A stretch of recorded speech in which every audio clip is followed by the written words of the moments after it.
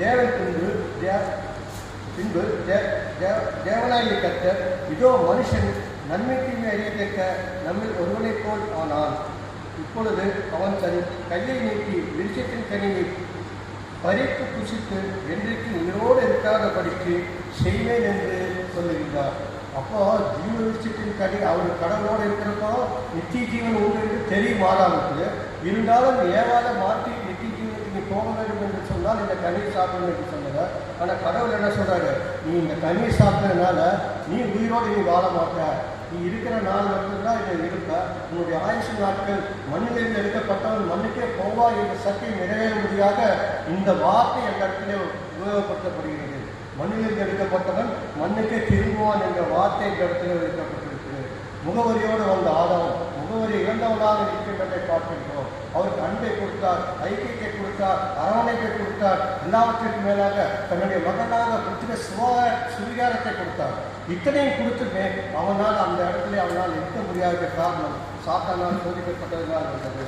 முகவரி இழந்தவனாக முகவரியோடு வந்ததாக முகவரி இழந்தவனாக அவன் இருக்கிறதை பார்க்கிறோம். அவன் எடுக்கப்பட்ட ஆதியாகமம் 3ஆம் அதிகாரம் 23ஆம் வசனத்திலே அவன் எடுக்கப்பட்ட மண்ணை பண்படுத்த தேவனாகிய கர்த்தர் அவனை ஏதேன் தோட்டத்திலிருந்து அனுப்பிவிட்டார். எத்தனை மண்ணிலிருந்து எடுத்தான்? ஏதேன் தோட்டத்திலிருந்து களிமண்ணில் தான் எடுத்து அவங்க என்ன பண்ணுறாங்க, உருவாக்குறாங்க. ஆனால் அவன் கீழ்ப்படியாதனால் என்ன பண்ணுறான், திருப்பி அந்த மண்ணை பதப்படுத்தும்படியாக மண்ணில் விவசாயம் பண்ணும்படியாக அந்த மண்ணுக்கு அவன் திரும்பும்படியாகவும் அவர் கட்டளையிட்டார் என்று சொல்லப்படுகிறது. அவர் மனுஷனை பொருத்திவிட்டு ஜீவ விருட்சத்திற்கு போகும் வழியை காவல் செய்ய ஏதேன் தோட்டத்திற்கு கிழக்கே கேருபீன்களையும் வீசிக்கொண்டிருக்கிற சுடரொளி பட்டயத்தையும் வைத்தார் என்று சொல்லப்படுகிறது. அவருக்கு கொடுக்கப்பட்ட வாழ்க்கை எவ்வளவு உறவான வாழ்க்கை, ஆண்டவரோடு உறவு கொண்டாடுகின்ற ஒரு வாழ்க்கையை அவன் கீழ்ப்படியாமையால் இழந்தான். கீழ்ப்படியாமையால் இழந்தான் என்பதால் எண்ணப்பட்டான். ஏதேன் தோட்டத்தை விட்டு துரத்தப்பட்டான். இன்றைக்கு நாமும் அப்படித்தான் இருக்கின்றோம். ஆண்டவருக்கு கீழ்ப்படியாமல் நாம் செய்கின்ற செயல்கள் அனைத்தும் நம்மை துரத்தக்கூடியதாக இருக்கும். இந்த தேசத்தை விட்டு துரத்தக்கூடியதாக இருக்கும், இந்த மண்ணை விட்டு துரத்தக்கூடியதாக இருக்கும். நாம் கீழ்ப்படியாமல் நாம் செய்த தவறுகள் மூலமாக இருப்போம் என்று சொன்னால் நரகத்திற்கு தான் செல்ல முடிய நிச்சய பரலோகத்திற்கு செல்வது மிகவும் கடினமான காரியம். ஆகவே கடவுள் நமக்கு என்ன கொடுத்திருக்கிறாரோ அதை வைத்து சந்தோஷமாக வாழ வேண்டும் என்ற ஒரே விசுவாசத்தோடு வாழ்கின்ற மனிதன் தான் நித்திய ஜீவனுக்குள்ள அடைவார் என்று சொல்லி வேதத்தில் சொல்லப்பட்டது போல ஆதாமானவன் தன் மனைவியாக ஏவாளை அறிந்து அவன் கர்ப்பவதியாகி ஏதேன் தோட்டத்தை விட்டு வெளியே வந்துடுறாங்க.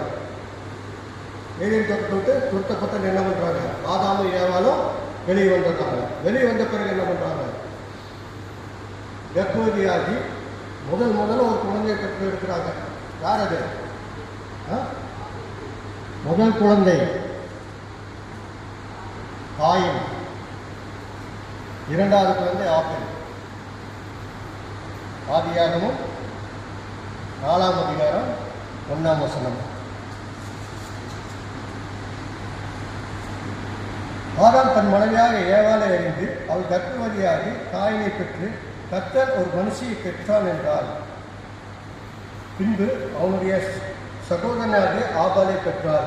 ஆபேல் ஆறுகளை மேய்க்கிறான், காயின் நிலத்தை பயிரிடுகிறான். பார்த்தீங்களா, அவங்களுக்கு 2 குழந்தைகள். முதல்ல அவங்களுக்கு 2 ஆண் குழந்தைகளை கடவுள் கொடுக்குறாரு. அப்போ அவங்க வாழ்க்கையில் எவ்வளோ சந்தோஷமாக இருந்திருக்கும். நாம் பாவம் செஞ்சோம், இருந்தாலும் கடவுள் நம்மளை துரத்தி விட்டாரு. இருந்தாலும் மன்னிச்சு இந்த பூலோகத்திற்கு நம்முடைய சந்ததிகள் பெருக வேண்டும் என்பதற்காக 2 குழந்தைகளை நமக்கு கொடுத்திருக்கிறார் என்று சொல்லி மன மகிழ்ச்சியோடு இருந்திருப்பார்கள். அவர்கள் செய்ய பாவங்களும் ஒரு தடவை கண்ணீரோட அவர்கள் விதைத்திருக்கலாம். முருகன் சாமி தேவராக செஞ்சுட்ட பாவம், நீங்கள் எங்களுக்கு தோட்டத்தை விரட்டிட்டீங்க, முகவரி இல்லாமல் நாங்கள் அலைந்தாலும் எங்களுக்கு ஒரு முகவரியை கொடுக்க முடியாத எங்களுடைய பிள்ளைகளை நீங்கள் கொடுத்திருக்கிறீர்கள் என்று சொல்லி அவர்கள் மிகுந்த சந்தோஷத்தோடு காயினையும் ஆபேலையும் எடுத்து பார்த்திருப்பார்கள். அப்பொழுதுதான் அவர்களுக்கு என்ன பண்ணுகிறார் என்றால், ஆதாம் இருவரும் தனித்தனியாக 2 தொழில்களை அவர்களுக்கு கொடுக்கிறார். ஒருவன் காயின் விவசாயம் பண்ணுகிறவனாகவும் ஆபேல் ஆடு மாடுகளை மேய்க்கிறவனாக கொடுக்கின்றார். சரியா? அப்போ தகப்பன் செய்ய வேண்டிய கடமைகளை கரெக்டாக ஆதாம் செய்திருக்கிறார். அந்த இடத்துல தன்னுடைய 2 மகன்களுக்கும் என்ன செய்ய வேண்டும் என்று நினைத்தாரோ அதை அழகாக செய்து கொடுக்கிறார். இந்த பூமியில் வாழ்கின்ற வரைக்கும் நீ விவசாயத்தை பார்த்து நீ டெவலப் ஆகிட்டப்போ நீ ஆடு மாடுகளை போயிட்டு நீ அதை டெவலப் ஆகிட்டப்போ என்று சொன்னது மட்டுமில்லாமல் உங்கள் காணிக்கைகளை நீங்கள் செலுத்துங்கள் என்று சொல்லி முதல் பலனை நீங்கள் ஆண்டவருக்கு செலுத்துங்கள் என்று சொல்லி தாயின் ஆபேலின் கர்த்தர் சொன்னதை பார்த்திருக்கிறோம். நம்முடைய காணிக்கைகளை நாம் யாருக்கு செலுத்த வேண்டியது இருக்கிறது? கடவுளுக்கு நாம் செலுத்தணும். முதல் பலனை யாருக்கு செலுத்தணும்? கடவுளுக்கு செலுத்தணும். அப்போ நம்ம பார்க்கும் பொழுது முதல் பலனை கடவுளுக்கு நாம் செலுத்தணும். அதுக்காக நாம் என்ன பண்ணோம்? நாம் கடவுளோடு ஐக்கியப்பட்டிருக்கணும். பின்பு அவனுடைய சகோதரன் ஆபேலை பெற்றால் சில நாட்கள் சென்ற பிறகு தாய் நிலத்தின் கனிகளை கத்தருக்கு காணிக்கையாக கொண்டு வந்தார். தாய் என்ன பண்ணுறாரு? அவருடைய நிலத்தின் கனிகள்லாம் கத்தருக்கு கொண்டு வர்றாரு. பிறகு என்ன பண்ணுறாரு? ஆபேல் அவருடைய ஆறுகளிலிருந்து ஒரு ஆட்டை அவருடைய கடவுளுக்கு கொண்டு வர்றாரு. ரெண்டு பேரும் கொண்டு தான் வராங்க, யாரும் கொண்டு வராங்க இல்லை. ஆனால் அவர்களுடைய இதில் இருக்கக்கூடிய வேறுபாடு என்னன்னா, விசுவாசம் இல்லாமல் காணிக்கையை படைக்கிறது தான் தாயினுடைய தவறு. அவனுக்கு விசுவாசம் இல்லை. அப்பா சொல்லிட்டார் நம்ம கொண்டு போய் கடவுள் கொடுக்கணும்னு சொல்லி. ஆனால் இவன் கொண்டு வரும்போது அந்த விசுவாசம் இல்லை. அந்த கடவுளுக்கு கொடுக்க போகிறோம், இதன் மூலிமா கடவுள் இன்னும் நம்மளை ஆசீர்வதிப்பார், இன்னும் அநேக வெற்றி பண்ணுவார் அப்படின்னு சொல்லி அந்த விசுவாசம் இல்லாமல் அவன் கடவுளுக்கு கொண்டு வந்து கொடுக்குறான். ஆனால் ஆபேலோ ஆட்டை கொண்டு வந்து கொடுக்கும் பொழுது விசுவாசத்தோடு இனி கடவுள் என்னுடைய மந்தை இன்னும் பல மடங்கு பெருக்குவார் என்று சொல்லி அந்த விசுவாசத்தோடு வந்ததினால்தான் கடவுள் உள்ளத்தில் இருக்கின்ற காரியங்களை அறிந்தவராக ஆபேலின் காணிக்கையை ஏற்றுக்கொண்டு தாயின் காணிக்கையை நிராகரிக்கிறார் என்று சொல்லப்படுகிறது. ஆபேலின் காணிக்கையை ஏற்றுக்கொள்கிறார், தாயின் காணிக்கையை நிராகரிக்கிறார் என்று சொல்லப்படுகிறது. ஆதியாகமம் 4ஆம் அதிகாரம் 6ஆம் வசனம் 7ஆம் வசனத்தை எடுத்து பார்த்தால், அப்பொழுது கர்த்தர் காயினை நோக்கி, உனக்கு ஏன் எரிச்சல் உண்டாயிற்று? உன் முகத்தால் ஏன் வேறுபட்டது? நீ நன்மை செய்தால் மேன்மை இல்லையோ? நீ நன்மை செய்யாதிருந்தால் பாவம் வாசற்படியில் பட்டிருக்குமே. அவன் ஆசை உன்னை பற்றியிருக்கும், நீ அவனை ஆண்டு கொள்வாய் என்று மறுபடியும் ஒரு எச்சரிக்கை. அன்றைக்கு ஏதேன் தோட்டத்தில் கடவுள் ஒரு எச்சரிக்கை கொடுக்குறாரு, இந்த பழத்தை சாப்பிடாத அப்படின்னு சொல்லி. அதே போல தாயின் மறுபடியும் இந்த அவனுக்கு கோபம், பயங்கரமான கோபம். கடவுள் எப்படி அவனை மாத்திரம் அங்கீகரிக்கலாம், நம்மளை அங்கீகரிக்க விட்டுட்டாருல்ல, அவனை மாத்திரம் அப்படி அங்கீகரிக்கலாம்னு சொல்லி அந்த கோபத்தில் என்ன பண்ணுறான்? ரொம்ப விகாரமாக அவன் வந்து கொண்டு இருக்கிறான். அதை பார்த்துட்டு கடவுள் அவனை திருத்தணும், அவன் என்ன செய்ய போறாங்கிறது கடவுளுக்கு தெரியும். அதுக்கு முன்னாடி அவனுக்கு ஏன்னா அந்த இடத்துல சாத்தானானது இவன் கூட உள்ள புகுத்துட்டான். மறுபடியும் சாத்தானா தன்னுடைய காரியங்களை தொடர ஆரம்பிச்சுட்டான். எப்படியாவது மறுபடியும் இந்த மனுக்குளத்தை நம்ம முடிச்சாகணும், இந்த மனுக்குளம் வராதுக்கு விடக்கூடாதுன்றதுக்காக என்ன பண்ணுறான்? திருப்பி அவன் தாய் மூலியமாக அவன் உள்ளே வந்துடுறான். உள்ளே வந்தப்போ கடவுளை தெரிஞ்சு போகுது. கடவுள் தெரிஞ்சு என்ன பண்ணுறாரு? தாயை தடுக்கிறாரு, நீ போகாத, நீ செய்யாதேங்கிற மாதிரி, ஏன் நீ கோபமாக இருக்கிறேன் என்று சொல்லி அவர் கேட்கிறாரு. அதுக்கு அவன் பதில் சொல்லாத விதமாக அவன் அமைதியாக தன்னுடைய சகோதரனை வரவழைத்து கொலை செய்து விட்டான் என்று சொல்லி நாம் பார்க்க முடியும். கடவுள் தடுத்தும் கூட, ஆனால் சாத்தானுடைய காரியங்களினாலே அது நம்மளுடைய கொலை செய்யப்படவில்லை. முதலில் ரத்த சாட்சியாக மரித்தவர் யார் என்று சொன்னார்? ஆபேல். கடவுளுடைய காணிக்கையை படைத்தலின் மூலியமாக அவனுக்கு வந்த கொடூரமான காரியம் என்ன? அவர் கண்ட காரியத்தை அங்கீகரிக்கிறார், ரத்த சாட்சியாக மரித்தார் என்று சொல்லப்படுகிறது. அப்போ நித்திய ஜீவனுக்குள்ளாக அவன் இருப்பான் என்று சொல்லி நாம் நம்பக்கூடியவர்களாக இருக்கின்றோம். பாருங்க, முதல்ல ஒரு குழந்தையை இருக்கிறாங்க. அந்த குழந்தை என்ன ஆகுது? ஒரு கொலகாரம் அது. முதல்ல இந்த குழந்தை என்ன ஆகுது? உலகாரமாக மாறிட்டான். அப்படித்தானே? அப்போ அவங்களுக்கு எவ்வளோ மன வேதனை இருந்திருக்கும், எவ்வளோ கஷ்டப்பட்டிருப்பாங்க. அந்த குழந்தைய கையெழுத்து பார்த்து எவ்வளோ சந்தோஷப்பட்டவங்க இன்னைக்கு அவங்க ஒரு உலகாரனாக இருக்கிறானேன்னு சொல்றப்போ அவங்களுக்கு எவ்வளோ வேதனை இருந்திருக்கும்.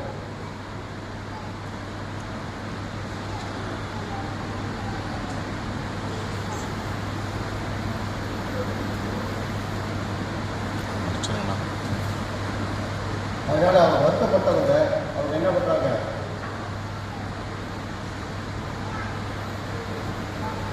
அப்போது கர்த்தர் அவங்களை நோக்கி, காயை எவன் மேலும் ஆதியாகமம் 6ஆம் அதிகாரம், ஆபேல் தன் மந்தையை அவர்கள் பொறுமையாக ஆபேல் தன் காணிக்கையை கர்த்தருக்கு கொடுத்தார் என்று சொல்லப்பட்டிருக்கிறது.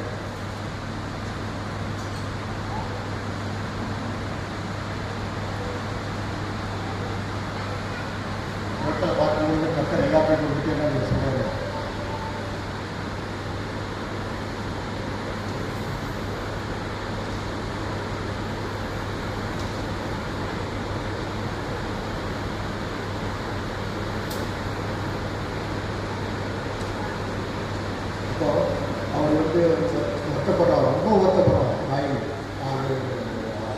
ஆதாம் ரொம்ப வருத்தப்படுறான், ஏவாள் வருத்தப்படுறான். நாம் சபிக்கப்பட்டவர்கள் ஆகிட்டது, சபிக்கப்பட்டவர்களாக கடவுள் நம்மளை எவ்வளவோ ஆசீர்வாதம் வைத்தாரு. ஆனால் நம்ம பாவம் செய்ததுனால நாம் சபிக்கப்பட்டவர்கள் ஆகிட்டது என்று சொல்லி முடிந்த வருத்தத்தோடு அந்த இடத்தை விட்டு அவருடைய கடவுள் சொன்னதை நாம் பார்க்கின்றோம். பிந்தின ஆதாம் என்று பார்க்கும்போது ஆண்டவராய் இயேசு கிறிஸ்துவை குறிக்கிறது. முந்தினாதாம் முந்தினாதாம் என்று பார்க்கும்போது ஆண்டவராய் இயேசு கிறிஸ்துவை குறிக்கிறது. பிலிப்பியர் 2ஆம் அதிகாரம் 6ஆம் வசனத்தை நாம் வாசித்தோம் என்பதால் அவர் தேவனுடைய ரூபமாக இருந்து தேவனுக்கு சகமாயிருப்பதை கொள்ளை பொருளாக எண்ணாமல் தேவனுக்கு சமமாக இருப்பதை அவர் கொலை பொருளாக எண்ணாமல் அவர் என்ன தம்மைத்தான் வெறுமையாக்கி அறிவை ரூபம் எடுத்து மனுஷ சாயனானார் என்று சொல்லி வேதத்தில் சொல்லப்பட்டிருக்கிறது. தேவனோடு பிதாவோடு இருக்கிறதை பார்க்கிறது. மனிதர்களை நான் போய் மீட்க வேண்டும், பாவத்தை விழுந்த மனிதர்களை மீட்க வேண்டும் என்பதற்காக தம்மைத்தான் வெறுமையாக்கி, அவர் ராஜாவாக இங்கே வரல. அவர் பிதாவுக்கு எப்ப ராஜாவாக இருந்தார், தன்னுடைய மகனாக இருந்தார். பிதாக்குமார் பஸ்தாவி என்று சொல்லப்படுகிற அந்த ஆவிற்காக இருந்தார் அவர். ஆனால் திருப்பி அவர் இங்கே மண்ணுக்கு வரும்போது என்ன வருகிறார், ஒரு தாழ்மையினால வெறுமையாக்கியவனால சத்திரத்தில் பிறப்பதை நாம் காண்கின்றோம். தாழ்மையின் அடிமையுடன் எடுத்து மனுஷ சாயலாக இந்த பூலோகத்திற்கு வந்தார் என்று சொல்லப்பட்டிருக்கிறது. ரோமர் 5ஆம் அதிகாரம் 8ஆம் வசனம் நாம் பார்க்கும்பொழுது நாம் பாவிகளாக இருக்கு கிறிஸ்து நமக்காக தேவனை நம்மை வைக்க நமது அன்பை வெளிப்படுத்துகிறது. தேவன் நம்மை வைக்க அன்பு. தேவன் என்ன பண்ணாரு, ஆதாமை நம்ம படைத்தோம், ஆதாம் ஏவாளை நம்ம வெளியடித்தோம். அன்பும் அவர்களால் திருத்த முடியல, திருப்பி ஒரு கொலை நடக்குது. அதுக்கு பின்னாடி பார்த்தீங்கன்னா பலவிதமான காரியங்கள். எகிப்திலிருந்து இஸ்ரேல் ஜனங்களை கூட்டிட்டு அடிமைத்தனத்திலிருந்து கூட்டிகிட்டு வரும்போது அந்த இடத்துல அவர்களும் வணங்கா கருத்துள்ளவர்களாக இருந்தார்கள் என்று சொல்லி வேதத்தில் சொல்லப்பட்டிருக்கிறது. இப்படி தொடர்ந்து எதனாலே அவன் பிசாசை ஜெயிக்கவே முடியாத ஒரு சூழ்நிலை வரும்போது தான் நான் அங்கு சென்று ஒரு மனித ரூபத்தில் சென்று நான் குழந்தையாக சென்று அந்த இடத்திலிருந்து நான் அதை செய்யும் பொழுதுதான் இதில் நான் வெற்றி அடைய முடியும் என்று அவர் நினைத்தவராக அந்த இடத்தில் அவர் இருப்பதை நாம் பார்ப்போம்.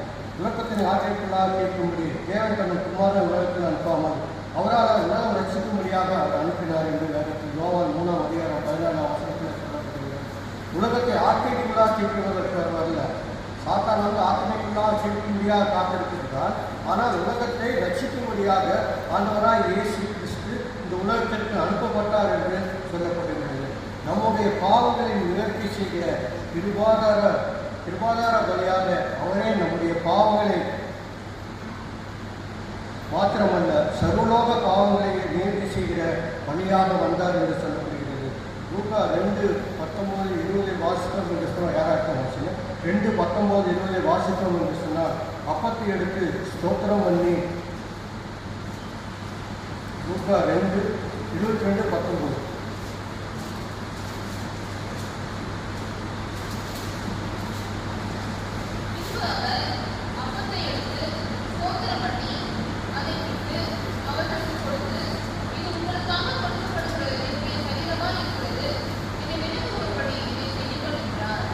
பின்பு அவர் அப்பத்தை எடுத்து ஸ்தோத்திரம் பண்ணி அதை பிட்டு அவர்களுக்கு கொடுத்து இது உங்களுக்காக கொடுக்கப்பட என்னுடைய சரீரமாக இருக்கிறது, என்னை நினைவுகூறும்படி இதை செய்யுங்கள் என்று சொன்னார். இந்த போஜனம் பண்ணிய பின்பு அவர் அப்படியே பாத்திரத்தை எடுத்து இந்த பாத்திரம் உங்களுக்காக சிந்தப்படுகிற என்னுடைய இரத்தத்தினால் ஆகிய புதிய உடன்படிக்கையாக இருக்கிறது என்று சொன்னார். இது பின்பு இதோ இது என்று சொன்னார் என்று சொல்லப்பட்டிருக்கிறது. அப்போ கடவுள் எதிர்க்காக வந்தார். அப்பத்தின் மூலியமாகவும் ரத்தத்தின் மூலியமாகவும் நம்மை மீட்கும்படி சாக்கிரமத்தின் மூலியமாக நம்மை மீட்கும்படியாக இந்த தேவன் இந்த உலகத்திற்கு வந்தார். சாக்கிரமம் எதிர்க்காக கொடுக்கப்படுகிறது என்று சொன்னால் நாம் செய்த பாவங்களிலிருந்து விடுதலை பெற வேண்டும் என்று சொன்னால் நாம் செய்த பாவத்தை நாம் இந்த இடத்துல அறிக்கையிட்டு நாம் முழுமையாக விசுவாசத்தோடு கர்த்தர் என்னை மன்னித்து விட்டார் என்று சொல்லி நாம் சாக்கிரமம் எடுக்கும் பொழுதுதான் நித்திய ஜீவ வாழ்க்கைக்குள்ளாக நாம் செல்ல முடியும் என்பதற்காக தான் அவர் தன்னுடைய சரீரத்தையும் இரத்தத்தை கொடுத்து நம்மை இந்த உலகத்திலே பாதுகாக்கக்கூடியவராக நாம் மரணம் நம்ம தழுவமுகமாக நம்மை பாதுகாக்கக்கூடியவராக வைத்திருக்கிறார் என்று சொல்லி வேதத்திலே சொல்லப்பட்டிருக்கிறது.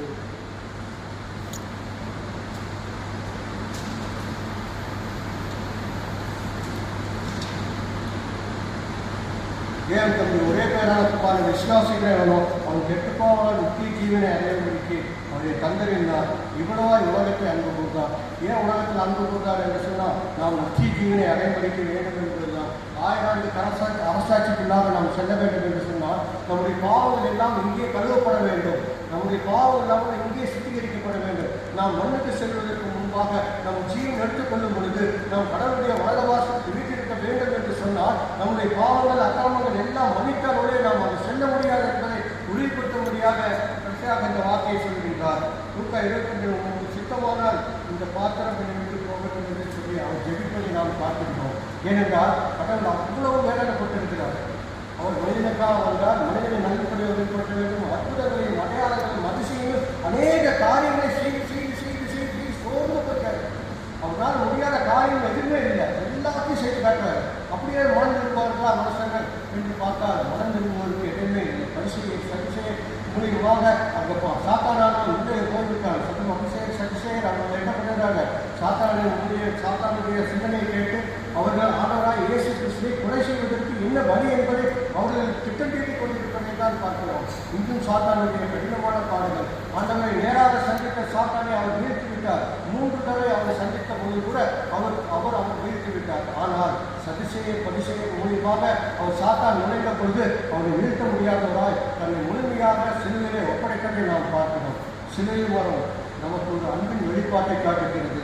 சிலுவை மரம் நம்மை நேசிக்க முடியாத வைத்திருக்கிறது. சிலுவையின் பாடுகள் நமக்கு ஒரு உதாரணமாக இந்த உலகத்திலே வாழ்வதற்கு ஒரு அடையாளத்தை தருகிறது.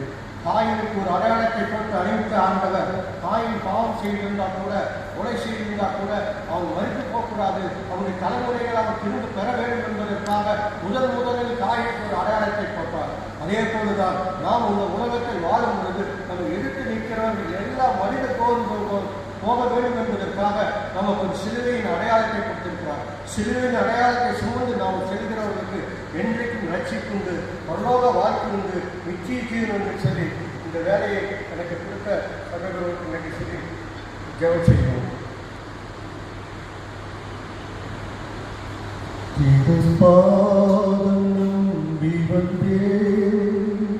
கிருபை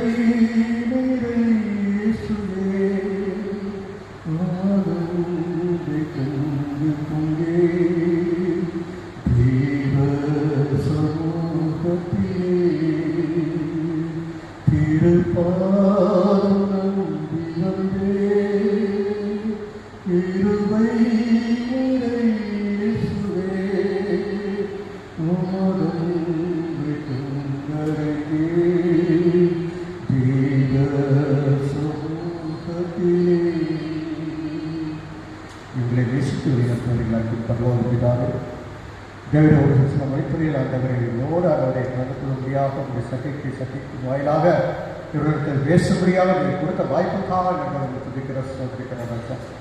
நீங்கள் என்னை மறைத்துக் கொண்டு உங்களுடைய சட்டைக்கு இவர்களுக்கு நீங்கள் தெளிவுபடுத்தியிருக்கீர்கள் என்று சொல்லி நாங்கள் நம்புகிறோம், விசுவாசப்படுறோம். கஷ்டத்தோடு, வேதனையோடு, பாடுகளோடு, துன்பத்தோடு, அவமானத்தோடு, சதித்தோடு இங்கே அமர்ந்திருக்கிற ஒவ்வொரு பிள்ளைகளையும் நாங்கள் பார்க்கிறோம். எனக்கே இந்த பாடு அந்த ஒரு இயேசு கிறிஸ்து சிலுவையிலே எல்லாவற்றையும் சுமந்து விட்டாரே, நான் ஏன் இந்த உலகத்தில் நான் இதை பாடுபட வேண்டும் என்று சொல்லி அவர் நினைக்கும் பொழுது சாத்தான் அவர்கள் விடாத வண்ணமாக துரத்தி கொண்டு இருப்பதை பார்க்கிறோம். அவர்களுக்கு வெற்றியின் கிரீடத்தை கொடுப்பது உங்களுடைய சித்தம் என்பதை நாங்கள் பார்க்கிறோம். ஜெபத்திலே தரித்திருந்து என் தேவனை நோக்கி நான் பார்க்கும் பொழுது மரண பள்ளத்தாக்கள் நடந்தாலும் பல்லாவோ எனக்கு வராது, வாதையின் கூடாரத்தை அணுகாது என்று சொன்னது போல வாதையும் சரியானவரே, தீங்கும் சரியானவரே, பொல்லாவும் சரியானவரே, இங்கு இருக்கிறவர்கள் ஒவ்வொரு கூடாரத்திலும் மேலும் அணுகாத வண்ணமாக நீ பாதுகாத்துக் கொள்ளும். உங்களுடைய சத்தியத்தின்படி நடக்கிறவர்களுக்கானவர்கள் சத்தியவாளனாக நீர் இருந்து அவர்களை வழிநடத்த வேண்டும் என்று கொண்டாடுகிறோம். நீரை பாதுகாத்துக் கொள்ளும். உங்களுடைய ஆயருக்காக, 1000 குடும்பங்களுக்காக, உதவி 1000 குடும்பங்களுக்காக, பிள்ளைகளுக்காக ஆண்டவரை, அதே போல் ஆண்டவரை வந்து இத்தனை நேரம் சத்தியத்தை கேட்ட பிள்ளைகளுக்காக, பேரப்பிள்ளைகளுக்காக ஆண்டவரை இன்னும் ஆண்டவரை சந்ததியில் ஒவ்வொருவருக்காக இந்த வேலையில பிடிக்கிறோம். சோதரிக்கிற ராஜா கர்த்தர் இந்த 40 நாட்களும் ஆண்டவரை புடமிட்டப்பட்டவர்கள் போல ஆண்டவரை இவர்கள் இருந்தாலும் ஆண்டவரை அவர்கள் இந்த புடமிட்டப்பட்ட அந்த தங்கத்தை போல் இதை ஜொலிக்கத்தக்கதாக அவருடைய எண்ணங்களும் சிந்தனைகளும் செயல்பாடுகளும் இருக்க நீ திருவி செய்தல் வேண்டும் என்று கொண்டாடுகிறோம்.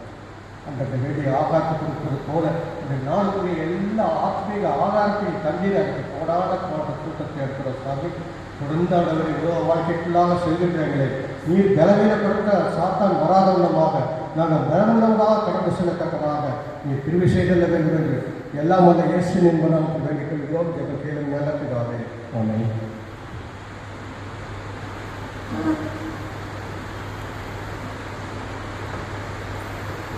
அன்பானவர்களே,